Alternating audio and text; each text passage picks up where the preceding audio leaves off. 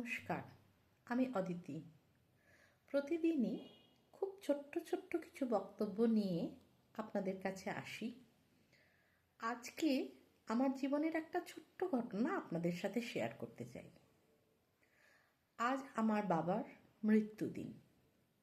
মাত্র 4 বছর বয়সে আমার বাবা রোড অ্যাক্সিডেন্টে আমাদের ছেড়ে চলে যান।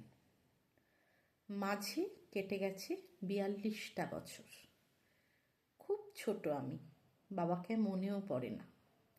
কিন্তু আমার মার থেকে আমি শিখেছি কিভাবে যে কোনো কঠিন পরিস্থিতি, আমার মনে হয় কঠিন বলা ভুল, কঠিন থেকে কঠিনতর পরিস্থিতিতে মানে সেটাকে ওভারকাম করা। এবং এত বড় অবয়বটা নিয়ে যতক্ষণ দাঁড়িয়ে আছি, একটা তো কারোর সাপোর্ট ছিলই। তো আজকে মনে করি বাবা আছেন। আয়নার সামনে দাঁড়িয়ে তার অবয়বকে ভীষণভাবে ফিল করার চেষ্টা করি। কিন্তু কোথাও গিয়ে মনে হয় যে মার যদি মানসিক জোর এবং সাপোর্ট না থাকতো, তাহলে বোধহয় আমাদের এই অবস্থায় আসাটা সম্ভব ছিল না। বিভিন্ন বিষয় দেখি, মানুষ খুব সহজেই ভেঙে পড়েন, খুব সহজেই জীবন থেকে চলে যাওয়ার একটা প্রবণতা রয়েছে মানুষের মধ্যে।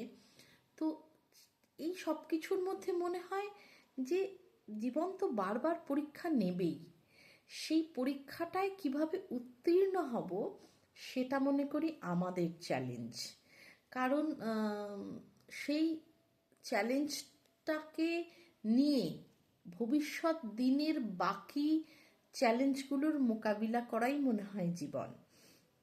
তাই হেরে যাওয়া নয়, যত কঠিন পরিস্থিতি হোক না কেন। কারণ বাবা ছিলেন বিজনেসম্যান, সেইভাবে মার পক্ষে সেই বিজনেসটাকে চালিয়ে নিয়ে যাওয়া একটু টাফ তো ছিলই। স্বভাবতই অর্থ ছাড়া যে জীবন চলে না, সেটা বোধহয় আমরা সকলেই জানি। তো তারপরেও আমরা সেটার থেকে উত্তীর্ণ হই এবং আমরা কিন্তু পেরেছি। সুতরাং আপনারাও পারবেন। যত ঝড়, যত নেগেটিভ এনার্জি, যত প্রবলেম আসবে, সেটাকে স্পোর্টিংলি সলভ করতে হবে। বাকি কথা তো বলবই। এটা আমি আমার জীবনের উদাহরণ দিয়ে আপনাদের সামনে একটু বলার চেষ্টা করলাম যে দুটো সন্তান নিয়ে আমার মা যদি পেরে থাকেন, সেই সময়ের সমস্ত কিছু অন্ধকার ছিল, কোনো কিছুতে আলোর রেখামাত্র ছিল না, তার মধ্যে যদি আমার মা পেরে থাকেন, তাহলে ডেফিনেটলি আপনারাও পারবেন। নমস্কার, শুভ সন্ধ্যা।